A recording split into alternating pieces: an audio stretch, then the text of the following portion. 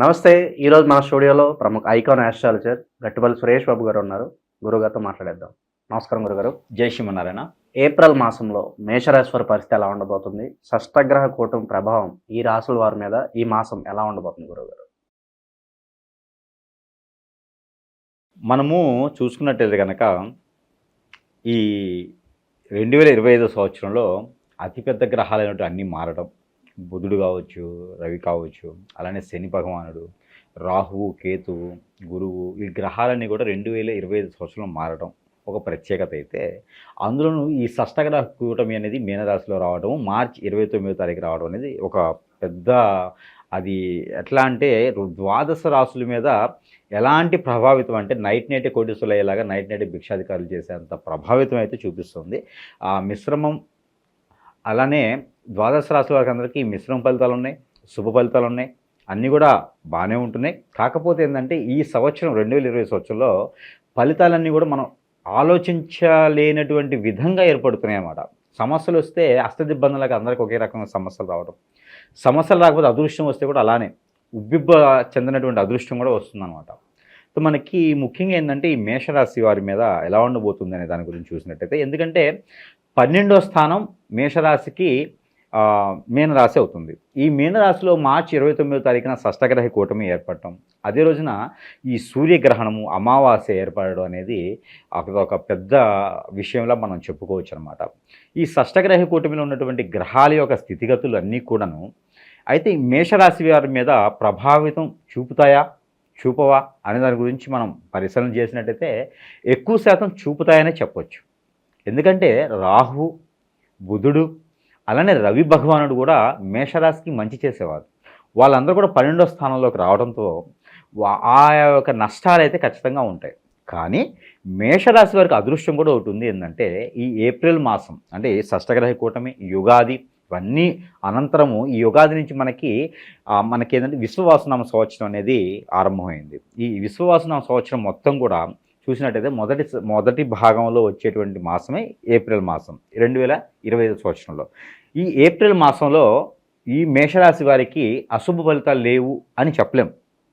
ఎందుకంటే 12వ స్థానంలోనే షష్టగ్రహ కూటమి ఏర్పడుతుంది కాబట్టి మొదటి మాసం ఏప్రిల్ మొత్తంను, అలానే మే మాసం మొత్తం కాకుండా పౌర్ణమి వరకు, మే పౌర్ణమి అంటే 45 రోజుల పాటు ఈ యొక్క షష్టగ్రహ కూటమి కావచ్చు, ఈ గ్రహణ శోభ కూడా మనకి మీనరాశిలోనే సంచరిస్తుంది. కాబట్టి ఈ రెండింటికి సంబంధించినటువంటి ఇబ్బంది ఏదైతే ఉందో అది మేషరాశి వారి మీద కొంతమేర ఉంటుంది అని చెప్పొచ్చు. అయితే ఒక అదృష్టం, ఈ ద్వాదశ రాశుల వారు మేషరాశులు 12వ స్థానంలో ఏర్పడిన షష్టగ్రహ కూటమి ఏదైతే ఉందో అది మేషరాశి వారి మీద అందరి మీద ఉంటుందా అని ఉండదు.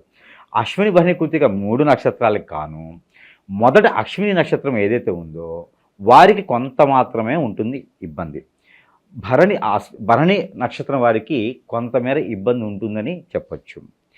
కృత్తిక నక్షత్రం వారికి ఇంకా కొంచెం ఎక్కువ ఇబ్బంది ఉందని చెప్పొచ్చు. అయితే వారు జన్మించినటువంటి గోచార ప్రకారంగా ఆ జన్మించినటువంటి నక్షత్రము, ఆ జన్మించినటువంటి స్థానము, అప్పుడున్నటువంటి గ్రహరీత్యా ప్రకారంగా ఆ దోషాలు కూడా కొంతమేర తొలగిపోవచ్చు, కొంతమేర ఎక్కువ అవ్వచ్చు. అయితే దీనికి సంబంధించినటువంటి పరిహారాలు చేసుకున్నట్లయితే ఆ దోషాలన్నీ కూడా కొంతమేర పటాపంచలేదానికి ఆస్కారం ఉంది. ఇది మన 12వ స్థానంలో ఉన్నటువంటి షష్టగ్రహ కూటమి ఏర్పడేటువంటి విధి విధానం. అయితే ఈ షష్టగ్రహ కూటమి వల్ల ఈ యొక్క మేషరాశి వారికి అశుభ ఫలితాలు ఏమున్నాయో చూసినట్టయితే కనుక మైండ్ స్ట్రెస్ ఫీల్ అవుతుంది, చిన్న చిన్న విషయాలకి కోపం రావటం, చిరాకు రావటం, ఒక పని కూడా ముందుకు సాకపోవటం, ఇలాంటివి ఏర్పడేదానికి ఆస్కారంగా ఉంది. ఇలాంటివి ఏర్పడ్డప్పుడు ఈ షష్టగ్రహ కూటమి నుంచి ఇబ్బంది పడేటువంటి వారు ఎవరైతే మేషరాశి వారు ఉన్నారో వారు ఏదైనా సమీప దూరంలో బ్రాహ్మణోత్తముడు కానీ ఏదైనా గురువు గారికి సంబంధించిన అతను ఉంటే వారికి గోధుమలు 1 కిలోంపావు, అంటే వీరి వారికి సపరేట్గా గ్రహాలకు సంబంధించినటువంటి దోషం చెప్పేస్తున్నాను, గోధుమలు 1 కిలోంపావు, రాగి పాత్ర లేదా చెమ్ము లేదా గ్లాసు, అలానే ఎర్రని బ్లౌజ్ పీసు లేదా ఎర్రని వస్త్రాలు 2, ఇవన్నీ తీసుకుని వెళ్ళి క్యారెట్ 1 కిలో, బీట్రూట్ 1/2 కిలో, దానిమ్మ పళ్ళు 1/2 డజను, ఇవన్నీ కూడా తీసుకొని వెళ్ళేసి బ్రాహ్మణోత్తమునికి దానం చేయటం. లేదా నవగ్రహాల మండపం ఉంటే ఆ నవగ్రహాల మండపం దగ్గర రాహువు, కేతువు, శని భగవాను దగ్గర అవి ఉంచడం, రవి భగవాను దగ్గర కూడా అవి ఉంచడం ద్వారా ఆ షష్టగ్రహ కూటమిలో ఏర్పడేటువంటి గ్రహరీత్య దోషాలు, అలానే గ్రహణం రోజున ఏర్పడేటువంటి గ్రహణ శోభ, ఆ గ్రహణానికి సంబంధించినటువంటి చెడు, ఇవన్నీ కూడా కొంతమేర కాకపోయినా అవి పటాపంచలేదానికి ఆస్కారం ఉంది. ఇకపోతే వీరు ఈ ఏప్రిల్ మాసంలో అద్భుతమైనటువంటి ప్రతిఫలాలు కూడా ఉన్నాయి ఈ గ్రహణ దోషం వల్ల. అలానే ఈ యొక్క శని భగవానుడు 12వ స్థానంలో ఉన్నప్పటికీ మంచి చేస్తాడు మేషరాశికి. శని భగవానుడు, బుధుడు, రాహువు ఈ ముగ్గురు కూడా మంచి చేసే గ్రహాలు ఉన్నాయి. అలానే ఏప్రిల్ 2వ తారీఖున కుజుడు కూడా కర్కాటక రాశి రావడం జరుగుతుంది. అందుకని ఏప్రిల్ 7వ తారీఖు తర్వాత నుంచి వీరికి వ్యాపార ఉత్పత్తులు కానీ, వ్యాపార విపత్తులు కానీ, వ్యాపారాలకు సంబంధించిన సంస్థలు కానీ నిర్మించడం, ఆల్రెడీ ఉన్న వాటిని మరమ్మతులు చేసి మునుముందుకి అడుగు వేయటం చేస్తే సహాయ సత్కారాలు వాళ్ళ యొక్క వెల్యువేషన్ నుంచి కూడా అందేదానికి ఆస్కారం ఉంది. కాబట్టి బ్యాంక్ లోన్స్ కానివ్వండి, ఏదైనా డబ్బు ఆదాయ వనరులు సృష్టించుకోవడానికి అప్పు చేసేటువంటి విధానం ఏవైనా ఉంటే ఏప్రిల్ 7వ తారీఖు తర్వాత ప్రయత్నం చేస్తే ప్రయత్నపూర్వకంగా అయితే ఖచ్చితంగా వీరికి పని అవుతుంది. అయితే అప్పులు చేసి బెట్టింగ్లు పెట్టడాలంటి కార్యక్రమాలు పెట్టుకోకూడదు. మేషరాశి వారికి చాలా నష్టపోతారు.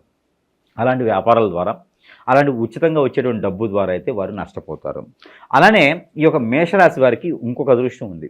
ఏప్రిల్ మాసంలో వచ్చేటువంటి పౌర్ణమి ఏదైతే ఉందో ఆ పౌర్ణాన్ని కనుక వీరు ఈ మేషరాశి వారు ఏదైనా నదీ సముద్ర తీరాల స్నానం కానీ, లేదా వారి సమీప దూరంలో ఎక్కడైనా కాలవ, చెరువు, బ్రహ్మగుండం, కోనేరు, సెలయేరు, ఇలాగా బిజీ ఉంటాయి, వంతెనలు ఇలాంటివి ఉంటాయి. కాబట్టి వారి వారి యొక్క స్థితిగతుల ప్రకారంగా స్నానం ఆచరించి, ఆ స్నానం ఆచరించిన తర్వాత దానిలో ఉన్నటువంటి మట్టి కానీ ఇసుక కానీ తీసుకొచ్చుకొని వారి ఇంట్లో పెట్టుకున్నట్టయితే కనుక, లేదా వారి ఇంట్లో పెరటిలో వేయడం కానీ, వాటి మొక్కలు పెంచుతున్నటువంటి కుండీల్లో ఉంచినా, లేదా తులసి మొక్కలో కనుక ఆ మట్టి ఉంచినా, ఇసుక ఉంచినా కూడా వారికి ఎలలేనటువంటి సిరి సంపదలు తొలతూగేలాగా కనబడుతున్నాయి. వ్యాపార విపత్తులు కానీ, వ్యాపార అభివృద్ధి కానీ అయ్యేదానికి ఆస్కారం కనబడుతూ ఉంది. అలానే కొత్తగా ఏదైనా వ్యాపారం మొదలు పెట్టాలనుకుంటే కనుక ఈ పౌర్ణమి తర్వాత స్నానం ఆచరించిన మునుపటి రోజుకి వీరు మొదలు పెట్టుకుంటే సరిపోతుంది.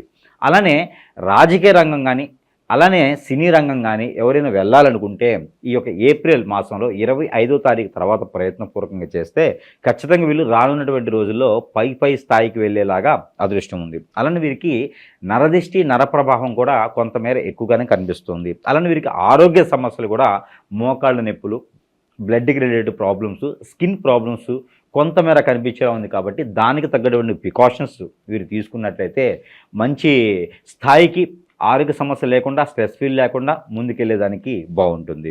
వ్యాపారస్తులు మనం అనుకున్నట్టుగానే చిన్న చిన్న పరిహారాల ద్వారా గ్రహరీత్యా దోషాలన్నీ కూడా పోగొట్టుకున్నట్టయితే ఈ వ్యాపార ఉపత్తులకి వీరికి చాలా బాగుంటుంది.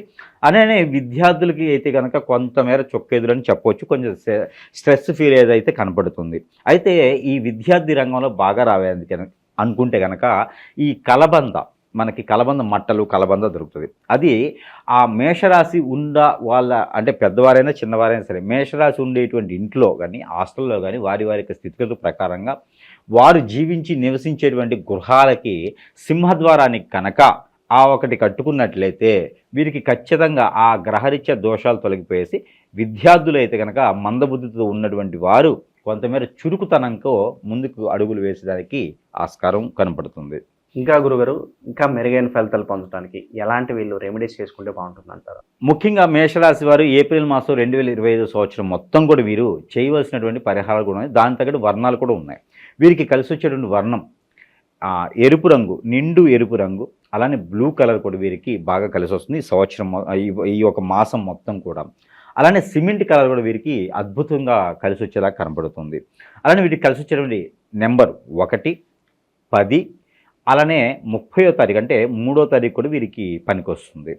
అలానే వీరికి కలిసి వచ్చేటువంటి వారం మంగళవారం, అందులోనూ బుధవారం, ఈ 2 వారాలు వీరికి బాగా కలిసి వస్తాయి. ఇంకా అద్భుతమైనటువంటి ప్రతిఫలాలు పొందాలనుకుంటే కనుక వారికి అప్పుల బాధ కావచ్చు, ఆర్థిక స్థితిగతులు కావచ్చు, జాబులో వెసులుబాటు కావచ్చు, ఆ విదేశయానానికి కావచ్చు, ఇలాగా మేషరాశి వారు అనుకున్నటువంటి కోరికలు కూడా మనం తీర్చుకోగలము అనేటువంటి కోరికలు ఏవైతే ఉన్నాయో అవి తీర్చుకునేందుకు ముందుగా వీరు చేయాల్సినటువంటి చిన్న పరిహారం ఏంటంటే విష్ణు ఆలయంలో కానీ, లేదా సుబ్రహ్మణ్య స్వామి ఆలయంలో కానీ వీరు ఏదైనా ఒక వారం రోజున పచ్చ పెసలు గుడాలుగా చేసి వాటిని దానం ఇవ్వడం ద్వారా, దానం అంటే ఆ స్వామివారికి నైవేద్యం పెట్టి ఆ నైవేద్యానికి ప్రసాద రూపంగా స్వీకరించినట్టయితే వీరికి ఉన్నటువంటి గ్రహ దోషాలన్నీ కూడా కొంతమేర తగ్గి మునుముందుకి ఎదిగేదానికి ఆస్కారం ఎక్కువ కనబడుతూ ఉంది. అలానే నరదిష్టి నరప్రభావం కూడా తగ్గాలి అనుకుంటే కనుక విస్వాక్ మనకి ఉత్తరేణి పుల్లలని దొరుకుతాయి, లేదా ఉత్తరేణి పౌడర్ అని దొరుకుతుంది. అది ప్రతిరోజు కూడా వీరు పౌడర్ దొరికితే కనుక ఒక పావు టీ స్పూను వీరు తిన్నట్టయితే కనుక ఆ ఒక గ్రహరచ దోషాలను కూడా వీరికి కుజుడు దోషం, అలానే రాహుకేతు దోషం, అలానే బుధ భగవాన్ యొక్క అశుభ దృష్టి కూడా వీరికి తొలగిపోయేలా ఉంటుంది. కాబట్టి ఈ మార చిన్న చిన్న పరిహారాలు చేసుకోవచ్చు. అలానే గ్రీన్ కలర్ నిమ్మకాయ తీసుకొచ్చుకొని ఒక 5 అగరబత్తులు వెలిగించేసి ఆ నిమ్మకాయకి దిష్టికి హారతి ఇచ్చినట్టు ఇచ్చేసి ఆ నిమ్మకాయని మన చుట్టూతో దిష్టి తీసేసుకున్న తర్వాత ఆ నిమ్మకాయ 2 బద్దలుగా కోసేసి మన కాలు కింద పెట్టి తొక్కాలి. ఇలా చేయడం ద్వారా నరదిష్టి నరప్రభావం కూడా వెళ్ళిపోయేసి ఆర్థిక ఇబ్బందులు కూడా తొలగిపోయేలా ఉంటాయి. మేషరాశి వారు 2020 సంవత్సరం ఈ యొక్క ఏప్రిల్ మాసంలో చాలా అద్భుతమైనటువంటి ప్రతిఫలాలు పొందేదానికి ఉంది. కాబట్టి ఎవరో చెప్పారని భయపడకుండా 12వ స్థలం షష్టగ్రహం ఉంది, దానివల్ల ఇబ్బంది పడతాము, మూల కూర్చోవాలి, రగ్గు కప్పుకోవాలని కాకుండా బయటికి రండి. గడప దాటి బయటకు వస్తే పరిస్థితి అర్థమైతే మనం ఏం చేయగలుగుతాం, మనం ఏం సాధిస్తామని ఉంటుంది. ఎలాంటి గ్రహదోషాలు మేషరాశి వారికి పరిగరావు, ఎలాంటి గ్రహదోషాలు లేవు. చిన్న చిన్న పరిహారాలు చేసుకోవడం ద్వారా అద్భుతమైన ప్రతిఫలాలు పొందేలా ఉంది. కాబట్టి చిన్న చిన్న పరిహారాలు చేసుకొని మేషరాశి వారు కూడా ఈ ఏప్రిల్ మాసంలో అదృష్టవంతులయ్యేదానికి ఆస్కారం ఉంది. ఏప్రిల్ మాసంలో మేషరాశి వాళ్ళందరికీ కూడా ఏ విధమైన ఫలితాలు ఉంటాయో మీ మాటలో చాలా చక్కగా జై శ్రీమన్నారాయణ.